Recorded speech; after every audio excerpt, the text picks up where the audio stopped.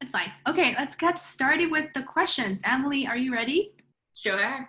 Yeah. So you had so many great accomplishments in your career journey. Can you share with us briefly, your career journey briefly and what got you to where you are today? Yeah, since there's so many Simon people, I started in Rochester undergrad in biology and minored in engineering. I was pre-med. And then I realized the thing that drew me to medicine was probably going to prohibit me from being successful because I really was drawn to taking care of hurt children.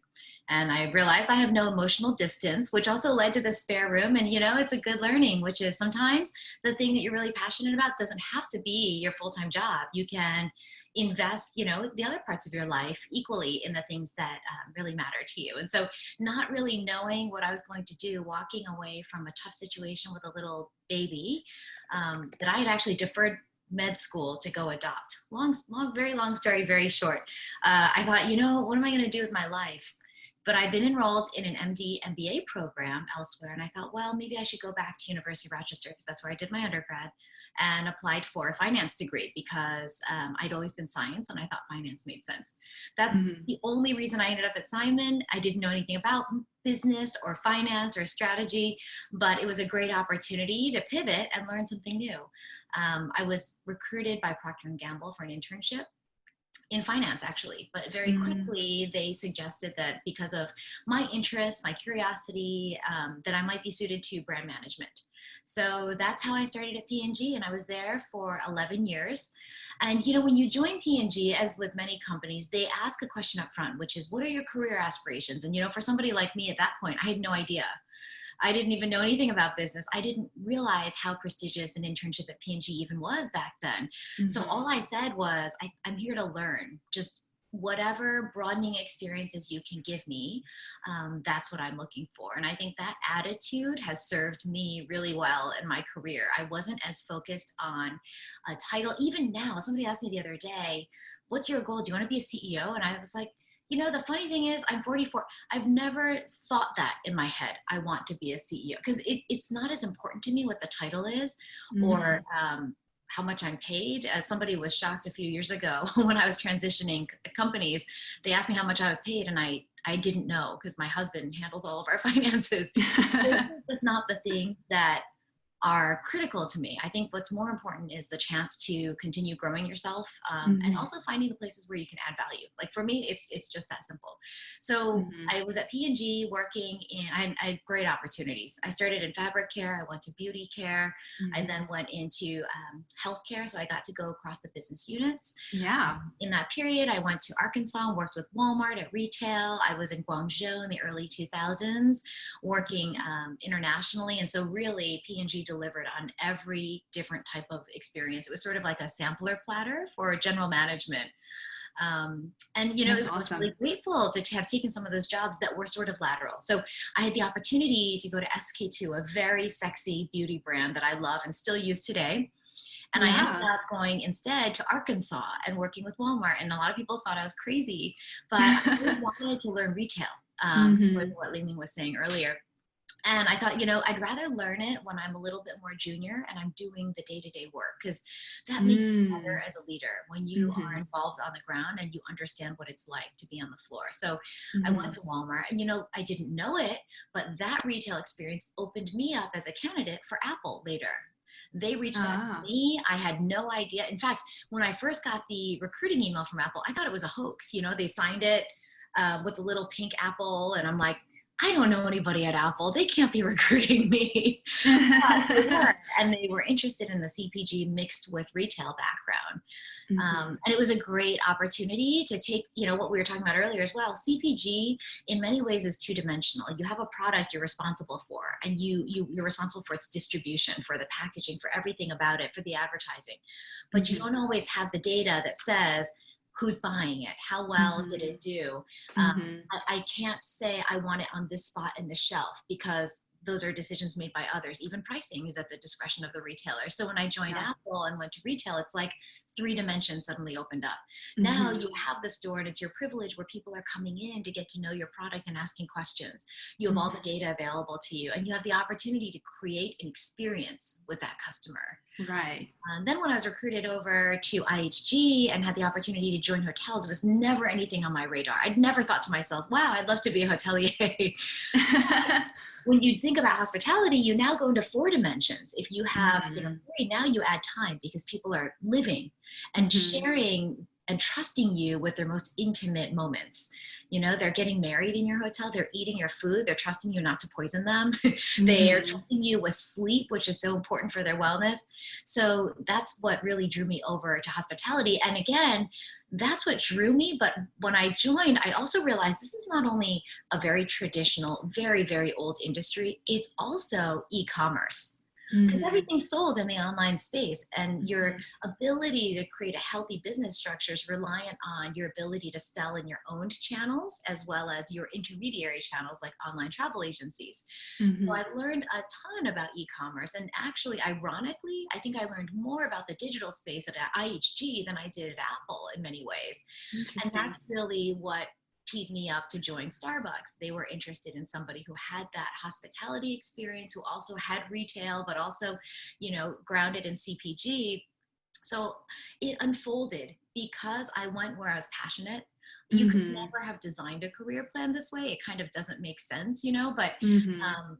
everything that you get drawn to helps you, because if you're drawn to it, you're eager and you're curious and interested. And then if you find that you thrive there and you're joyful, Mhm. then you'll be successful. And when you're Mhm. successful, then the next thing opens up for you. That's sort of in a nutshell how I talk about the career over the last 21 years.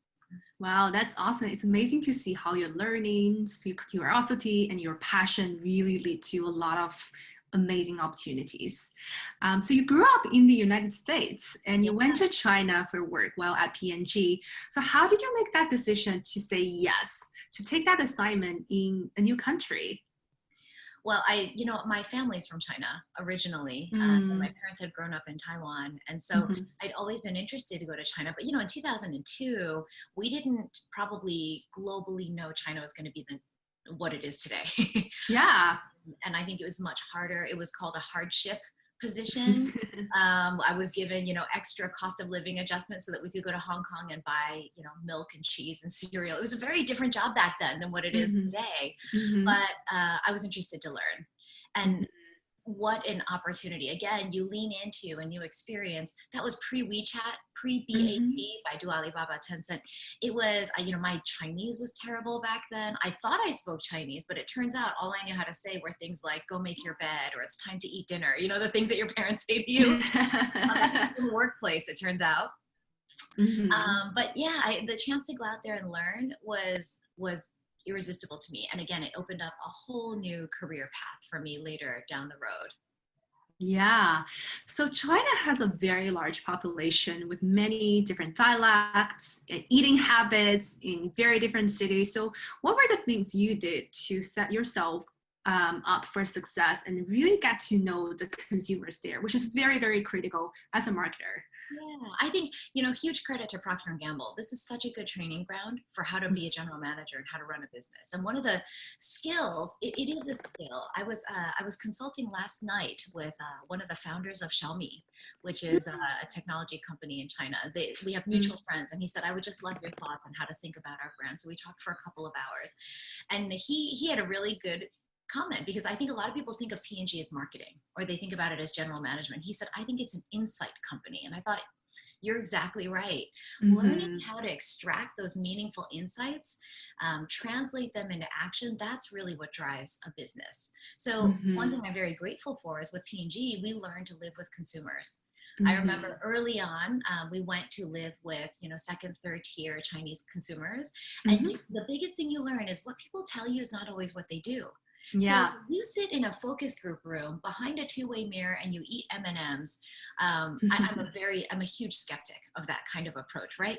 Because first of all, you're talking to 5 people. One person's going to lead the conversation. It's groupthink. They're telling you what they think you want to hear. They may have even screened themselves in just to get the money. And so there's so many things flawed with it. But when you go into a consumer's home and when you live with them, then you see reality. You know, I remember talking to somebody, and what you realize very early is, of course, you want to give your best self to people. So I asked her, what do you eat for dinner? And she said, oh, we're going to make mapo tofu. We're going to make all this really, really good food tonight. And I asked her, do you use shampoo and conditioner? She said, oh yeah, I always use shampoo and I always use conditioner.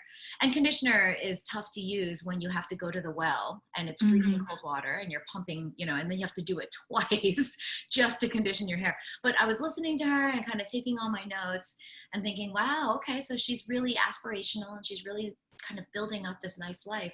And then this huge turtle waddles into the living area where we're talking. And then somebody comes running from the kitchen and she's shouting, our dinner's running away. And I was like, oh, so your fancy dinner, you're eating this turtle that's waddling across the floor.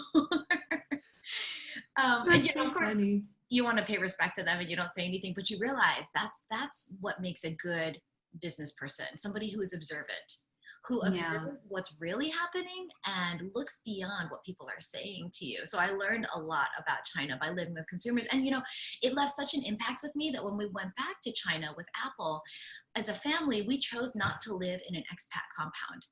That's the norm, right? We chose to live in a local Chinese community. And, in some ways that's harder. I still remember my daughter was very young when we moved back to China. She was maybe like 2 years old. And there were these beautiful playgrounds all over and they're all filled with these gorgeous sandboxes. And I had her playing in it. We're building sandcastles. We're like, gosh, nobody plays in the sandboxes. This is amazing. Like it's a whole playground just for us. And then we realized that there are all these hundreds of stray cats and it was basically a huge litter box. But that's what you learn when you live in the community. And then you realize, gosh, there are some other problems with stray animals. And then you realize life is different. But when you live in an expat compound, you're never going to have that real experience. And I do believe that I think it made me better. It made me easier to relate to the people who worked for me, who were all local Chinese. But it made me better because I better understood the consumer that I was serving as well. Yeah. Thank you for sharing this experience with us. And while I'm asking Emily questions, I would also encourage each of you to ask Emily some questions you're curious about, because I do want to make sure this lasts about myself, because I can ask her hours of questions, but I do want to make sure I'm giving you the opportunity here as well.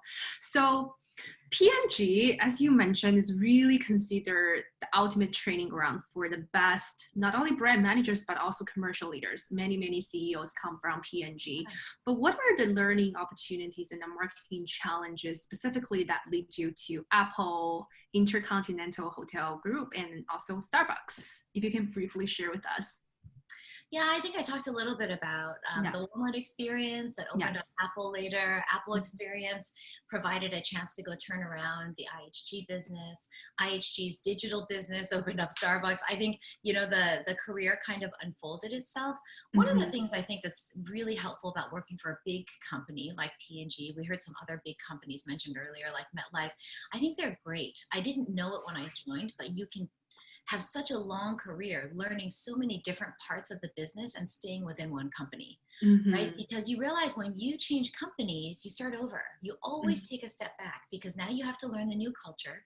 You have to establish your credibility again. You have to learn the unspoken rules. All of that stuff is real and it takes time. And I realized I was able to really just kind of flow with 11 years that went so quickly because the roles continue to change. And of course, you're still learning, what it's like in Arkansas and the Walmart retail team versus working in Guangzhou. They're very different jobs, but fundamentally you're all working with the same company and there's a huge advantage there. And I think the other thing is you start learning about what works for you. I think oftentimes we are so focused, maybe as Asians, maybe as women, you know, even more so, we're so focused on, in some ways, proving ourselves. Like, I want my boss to know he made the right hire. I want them to know I'm going to work so hard. I'm going to deliver such good results. I'm a huge achiever. But at the end of the day, are we taking care of ourselves? And how do you know what type of a role, what kind of a company culture, and what kind of a boss enables you to thrive? So I think P&G also provided for me so many different experiences. I learned different industries. I learned different categories. I learned different company cultures and different types of bosses I got to work for, you know, over in the course of the next 10 years. And I think it kind of goes back to that first question in many ways. You have to learn what works for you, because that's where you're going to be fulfilled. It's how you define your success, you know? And for me, I think it helped me shape what I love. So for me, it's always been really simple. It's like mind, heart, and soul have to be fed. Mind is about, I've learned, I like stretching operational roles. I like being responsible for the business. That's probably coming from working at P&G, where you're responsible for the P&L, you know? Yes. You look at numbers and it's gotten in my head. I like that. For my heart, I've learned I love working with people. For me, I'm not an individual contributor. I'm probably not somebody working solo in an expertise field. For me, I like building teams, and I like nurturing people. So that kind of fills my heart. And then for soul, something that's important to me is as I developed from P&G to retail to hospitality, it really became about developing meaningful customer experiences. And again, you know, the spare room and what we do in our free time feeds other parts of my soul. And then I sit on the board of a nonprofit that feeds my soul. But I also think going to work and doing work that's meaningful to me feeds my soul. You know, I think there are a lot of jobs that we can all do, but what intellectually interests you, what allows you to kind of bring your heart to work and feel like you're doing something that helps people, and then what really brings purpose to your work every day.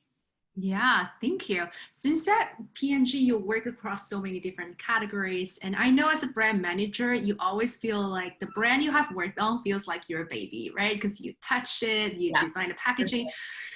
You know, what brand do you like the best out of all these brands you have worked at? That I've worked on? Oh, gosh. Well, it definitely wasn't the cough cold category. Never talked about mucus so much. Hung out with sick people.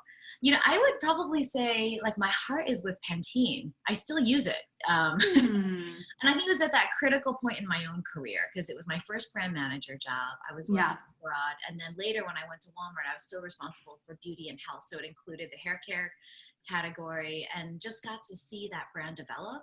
I think you also feel a sense of pride when you're able to, for me, this is another question. It's like, what gives you that joy?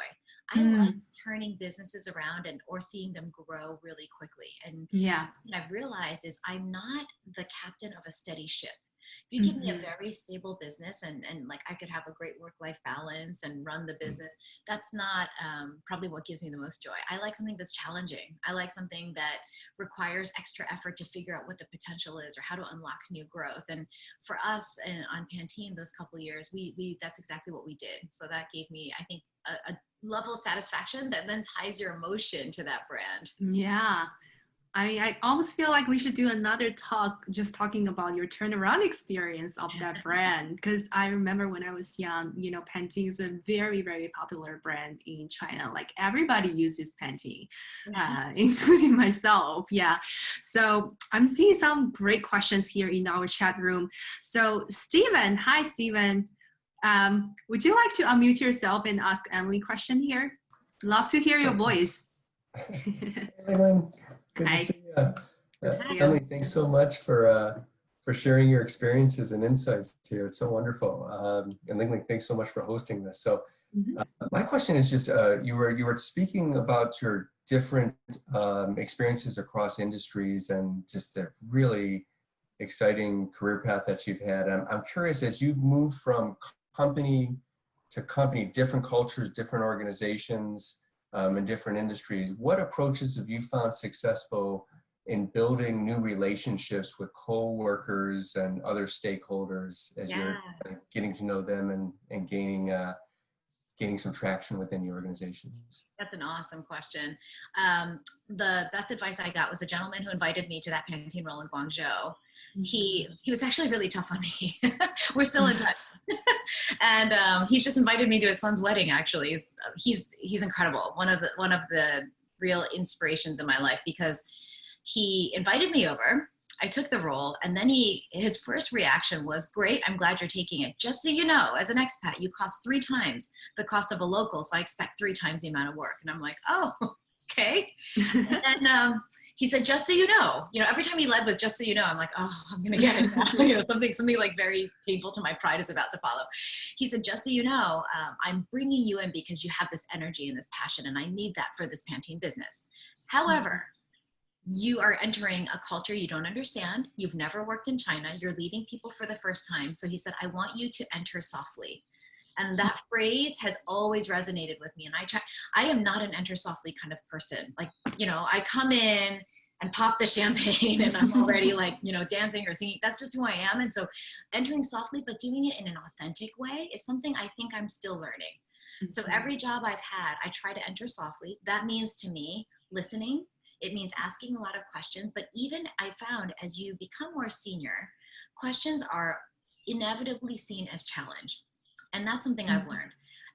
I ask a lot of questions because I'm curious, but questions are always taken on the defensive. And so I've also learned to enter softly and seek to learn without coming across like I'm challenging, because that puts up walls as well. And then I think the other thing that helps a lot, Stephen, is finding somebody inside who can be sort of like a mentor, somebody you trust early on. Because I think somebody who will tell you the truth is incredibly rare. Truly, it's very rare. But if you can find somebody who would tell you where you're falling down or what people are really saying, or, people tell you they're so happy you're here, but they hate that you're here, or luckily that didn't happen to me, but those things can all happen, and you're a fish in a new ocean that you don't understand. So somebody who can help you navigate, even while you're sort of trying to keep yourself kind of toned down, listening and learning, is really helpful. Thank you, Emily. Yeah. And thank you, Stephen, for asking the question. So I'm seeing Rose here has another question. Hi, Rose. Would you like to unmute yourself? Yeah, and I'm going to preface this question with a little bit. I love what you just spoke about, because I think a lot of the career choices that you made is following a little bit what I'm doing, and I definitely had some friends and family who gasped at some of my choices in my career path. So first, thank you for that, because that gives me a boost of confidence that I actually, might be doing the right thing.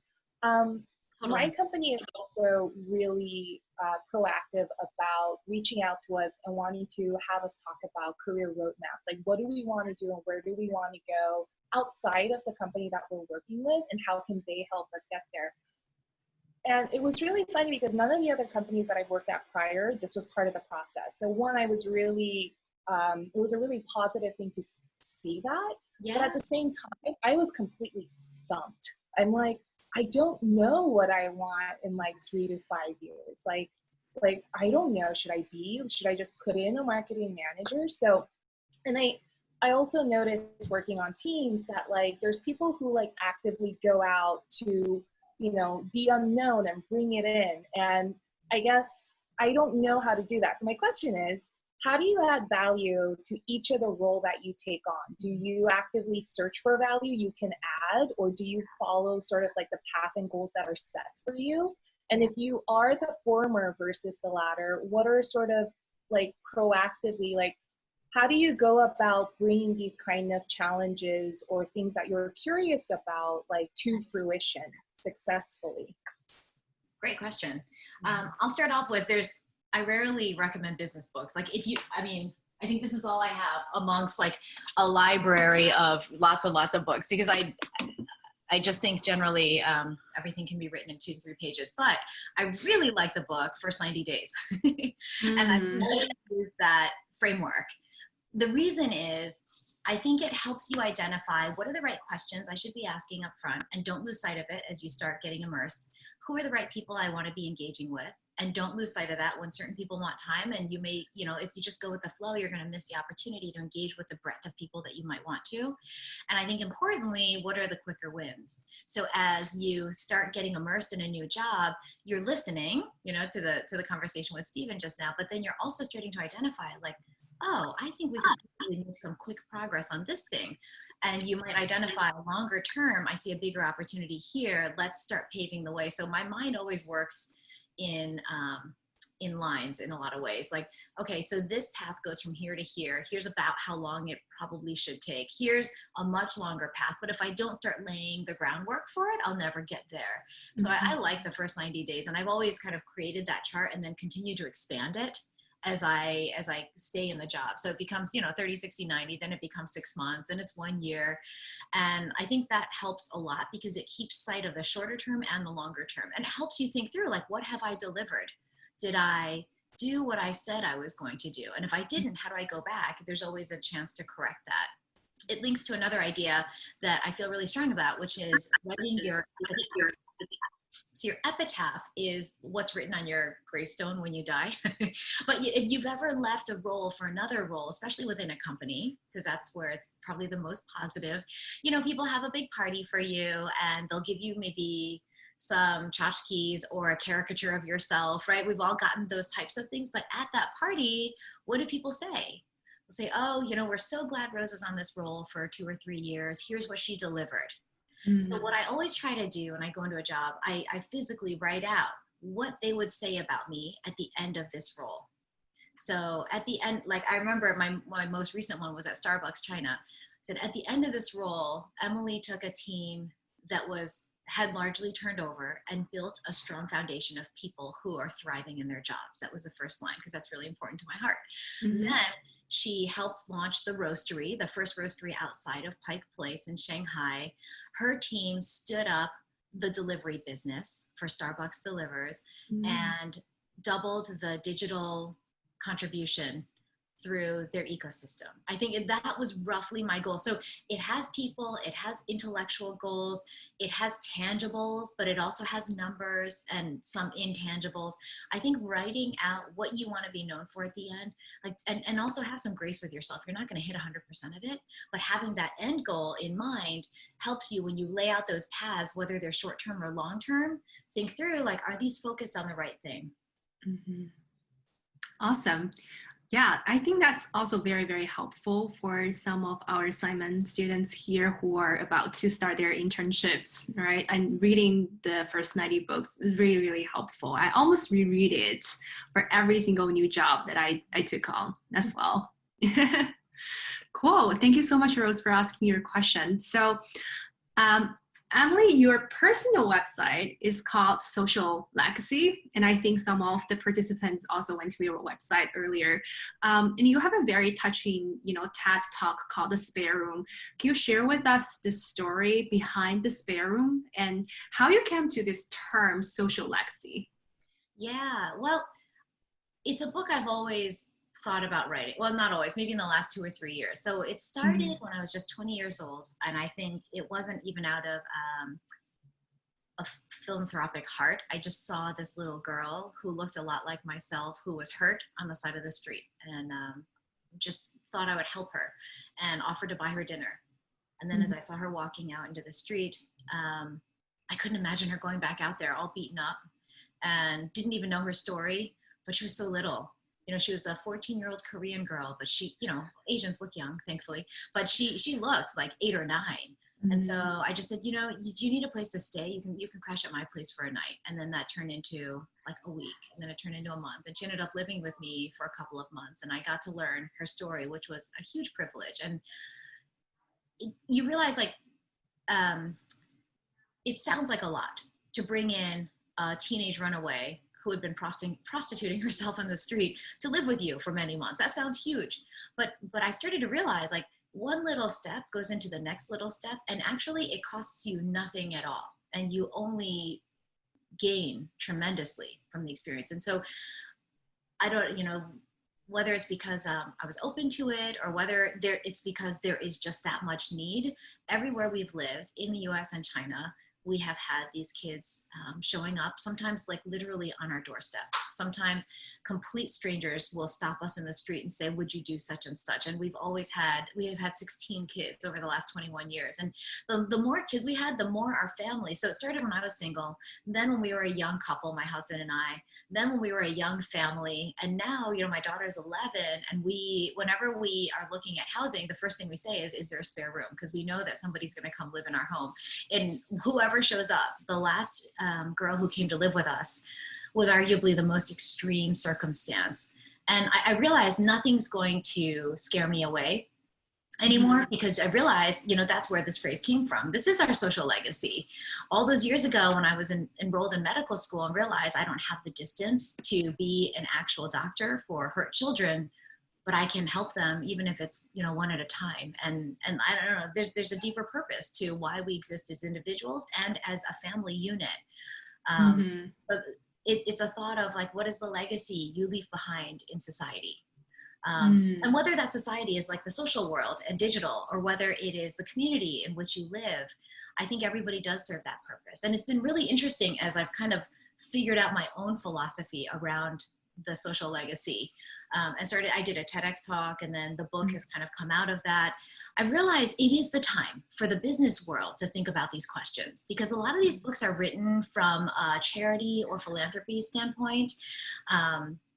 But actually, if you follow the Business Roundtable in August of 2019, you know, 100 plus CEOs came out and said, we cannot follow this old model. We are not after profit alone. Businesses have to serve a deeper purpose, and brands have to have meaning. And that's been a very hot topic in many publications, right? But how do you lead a brand toward a purposeful objective if you as a leader are not a purposeful leader? So for me, it's a really good time to be talking about what is your social legacy? How does it intersect with work? And how do you think about being authentic to who you are, how that impacts what you leave on society, but also how it helps shape who you are as a business leader? Wow, it's definitely very, very touching. And I encourage all of you to, watch that TED Talk given by Emily. So I think a lot of us here are probably in our 20s or maybe early 30s. What's your advice for us who also want to build a personal purpose statement and then really think about our own social legacy? What are the little steps that we can take? Well, later read the book, because now that it's going to be written as like, you know, every chapter is going to have an exercise at the end to help you think about it. So the goal is everybody who reads the book will actually be able to answer that question. So your question is something that has really inspired me in terms of how we're defining it. But in the meantime, I think it's interesting when we talk about business strategy. How many strategies have you read that really, after you read it maybe 2 or 3 times, you're like, I still don't really know what the business is choosing to do. Strategy has to be deliberate decisions on the things that you will do and you won't do. Right? The won't is hard because it's so easy for strategy to want to be everything to everyone. But it's the same thing for who you are as a human. It's equally important to understand who you are and who you aren't, what you love to do and what you don't love to do. And I'd say, I remember one of my last roles at P&G, I had the opportunity to work in upstream design, front-end innovation. And I really wanted that experience because I'd never worked that far upstream. And it was a major moment for me, pivotably, because I suddenly realized I don't really like this. And, you know, I never felt okay saying I don't like something because it's a privilege, it's an opportunity, I should do my best, I should love my job all the time. And then you realize, you know what, it's okay. You still give it your best, but you realize that that's not the work you love to do as much. So I think starting with your personal purpose, you have to kind of know who you are and what choices you want to make to lean into the things that give you joy and help you thrive and grow as a person, and then the things that you don't. And I think part of that is getting very comfortable with yourself, and that's something that is tough for people. You know, I'm a big fan of Brene Brown as well, because it's hard to be vulnerable. It's hard to recognize the things about yourself that you think are kind of ugly, or think about the times where you failed or didn't operate the way that you would have expected yourself to, and then how much do you beat yourself up over that. And that, you know, that kind of like self-flagellation turns into a shield against yourself. Like you end up protecting yourself from yourself, and you end up creating these sort of walls. And then at the end of it, you're in a self-protection mode versus a sort of self-realization mode. And I think that self-protectionism is tough because you're not leaning into who you could be, but you also find that you take sort of retaliatory action around the people, you know, the people who are close to you. So thinking about who you are and who you aren't, being really kind of vulnerable with yourself and saying, here's what I like about myself and here's what I don't and what I want to do about it. And then I used to do this sort of defining your personal brand training at the last couple of companies I worked. And I think it's also important to lay all this stuff down, but then ask 5 people who are really close to you in a professional setting and a personal setting, because a lot of times you might think one thing, but other people's perception is a very, very different thing. I'll share one of my most shocking moments. The first time I did a personal brand training, I wasn't leading it. I was participating at P&G. And the question was, I think it was like, what celebrity are you most like? And it was not intended to be a very deep question, right? I don't remember what I said about myself, but you go around the table and you hear what people think about you. And somebody said that the celebrity I reminded them most of was Jack Nicholson. I was like, what the hell? That's terrifying, you know? Because that's what they saw. They saw like this super powerful presence that was intimidating, and I would never have seen myself that way. Never. I see myself as like vulnerable. There are things I'm not good at. But actually, the perception on the other end was so different that really left a deep impression with me. And I think it's really important if we want to think about defining who we are, what is our personal purpose, what do we want to stand for, to always do that pulse check and understand how other people are seeing you. And where there's that disconnect, it's totally okay. It's weird if there isn't one, but then just understanding, okay, well, is that okay? Maybe it's more positive, right? Or is it not okay? Like for me, I don't want to be Jack Nicholson. So I need to change about who I am and how I come across without losing the essence of, you know, myself. I think those things are really important. And then I think the last thing is a trajectory of what you are seen as today versus what you want to be in the future.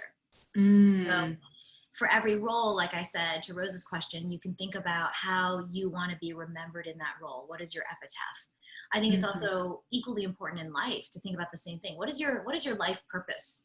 How would you simply write that down? And what is your life goal? And like when you do pass away, what would people say about you? What do you want them to say? Wow. Actually, a follow-up question I have, you know, regarding the previous question is, we can be very candidly and we can about ourselves when we write things down, but how do we be very authentic with our bosses? You know, in performance reviews, do you actually say, I don't really enjoy that work? So do you actually say, okay, I want more of that work to get trained so that I can be better? Or do we actually say, actually, I don't really enjoy that. Like, I'd love more tasks in other areas that I do enjoy and I'm actually good at? I think, well, my first answer is going to be super pragmatic because I'm a practical person. It depends on the boss, right? There are some people I worked for that I would absolutely have been more honest, because I believe that person is out for my best interest and they care about me. And therefore, my response is going to be, I know you care about me, so how can I help you help me? There are other people I've worked for who don't care about me. And what they care more about is that I'm useful to them. And so in that case, I would definitely not tell them, I don't love this work, right? So you have to be discerning about who you're speaking to.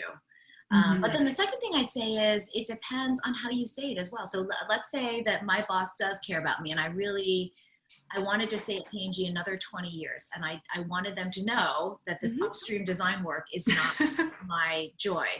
But what I would say is, I'm so appreciative of having had so many different experiences. And as I've had the breadth of these experiences, I realize I can do them. And I always love the company I work at, but where I thrive the most is where I'm responsible for results.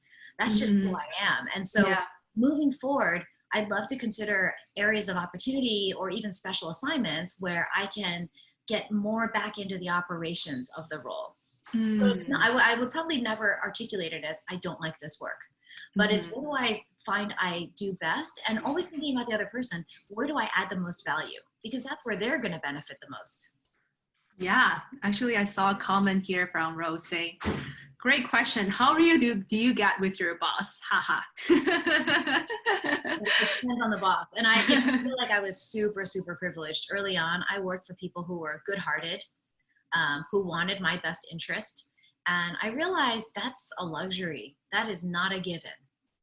I've had a great example of who I want to be as a boss and who I don't want to be as a boss. And I think all of those experiences can kind of you take from it what you will to figure out who you want to be, and also very importantly, who you want to work for. You know, so I took this break because I want to write this book, and I wanted to give my daughter a chance to be an American in America and all of that cool stuff. But I've been waiting on where I want to go back, because there's so many options. But Yes. It's really important to me to think about what is that role that feeds my mind and my heart and my soul.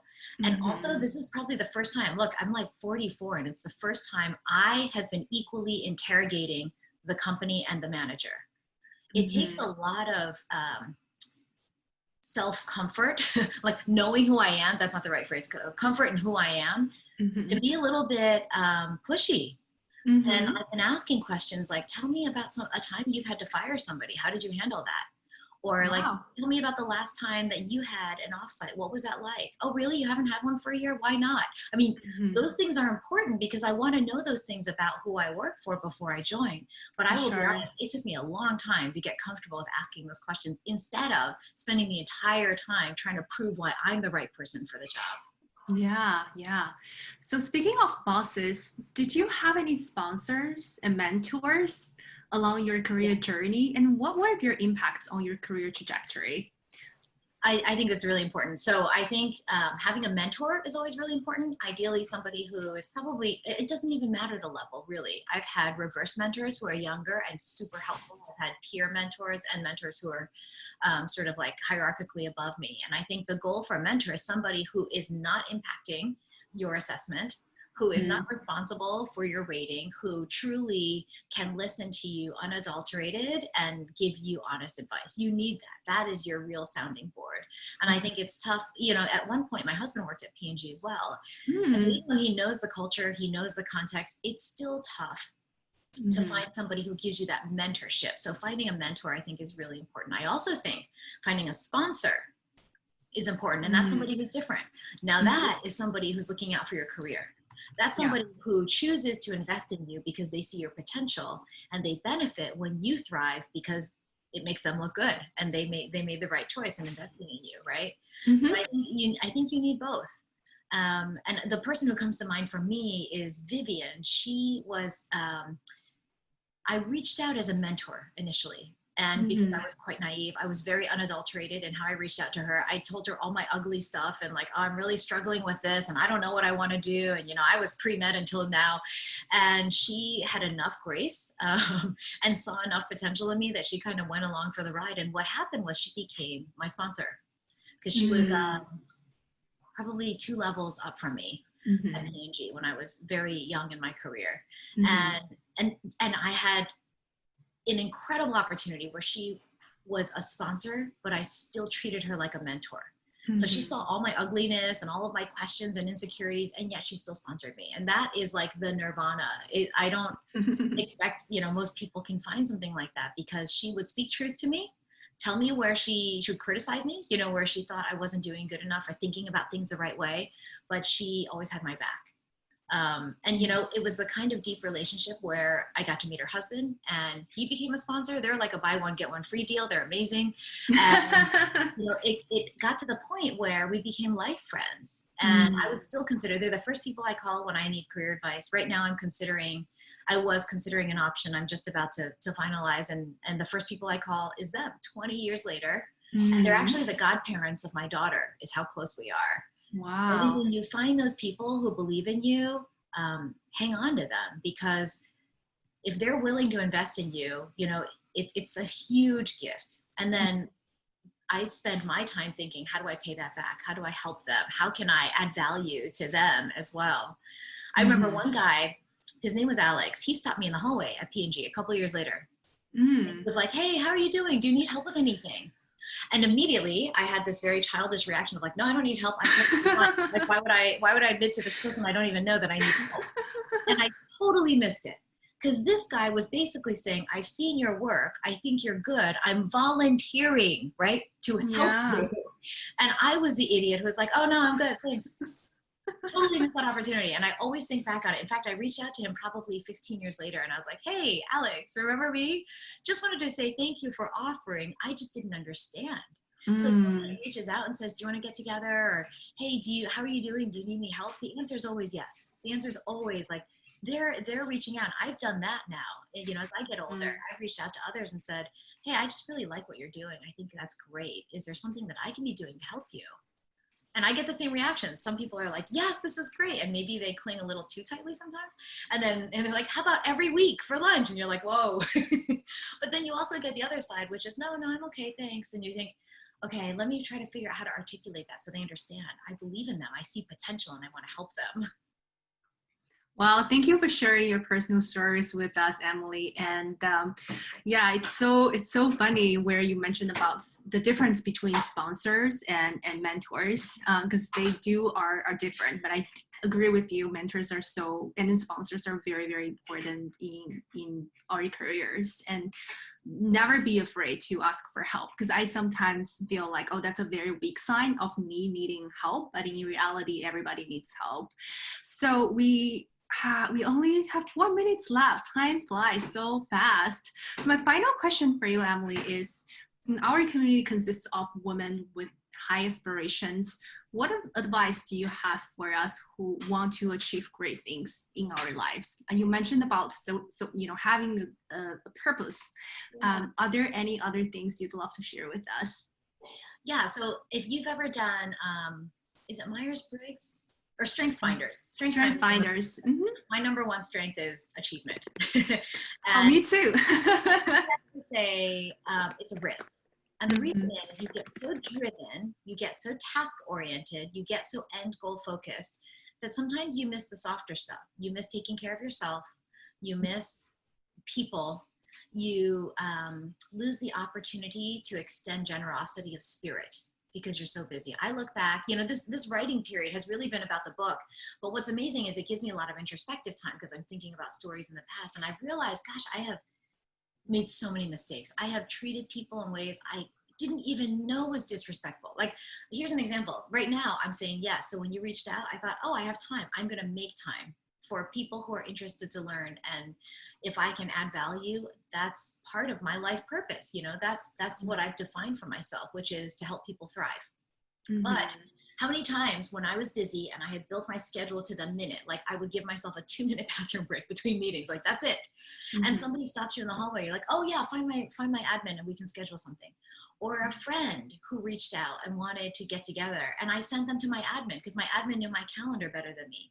And for me, in that moment, that was practical.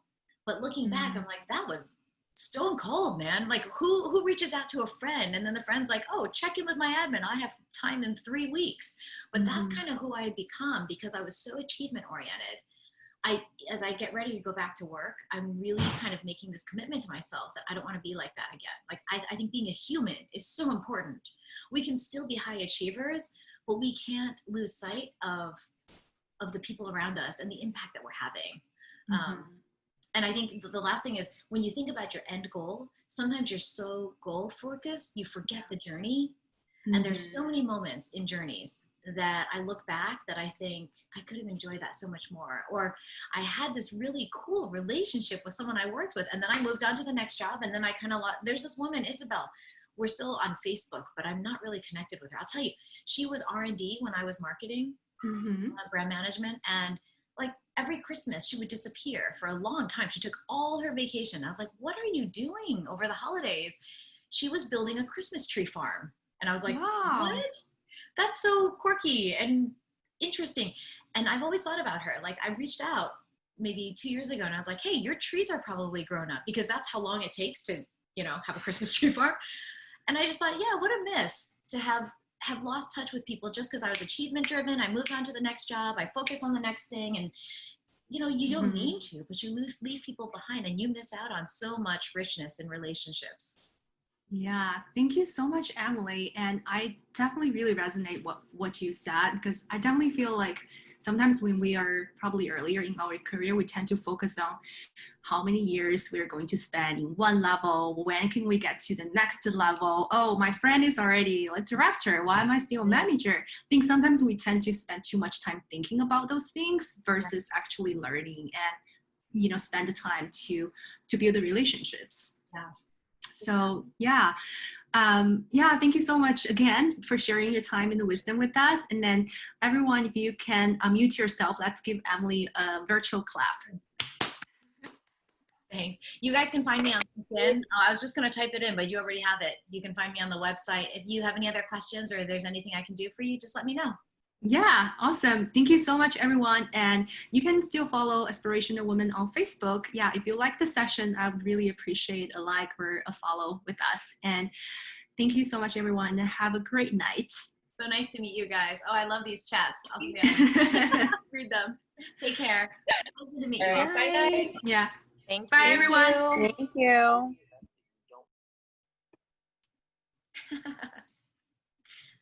Good job, Lingling. Thanks for letting me be a part of it. Yeah, how do you like it? It's very fun. I like the community. I like the way you structured it. So I hope it was useful. Yeah, it's super useful. And I'm going to probably edit the recording a little bit and probably upload it on YouTube, if that's okay with you. Yeah, that's fine. Yeah, and then probably we'll also write a blog post just to kind of summarize some of the key lessons you share with us. Sounds good. Happy to. Okay. Stay connected, okay? Yeah, please. Definitely. I think you're going to share it probably on LinkedIn when the book is released. Oh, yeah. Yeah, in July, right? It won't be released. That's when the manuscript is done. Then you need the book cover. So it'll probably launch in spring. Okay. Okay. I am looking forward to that.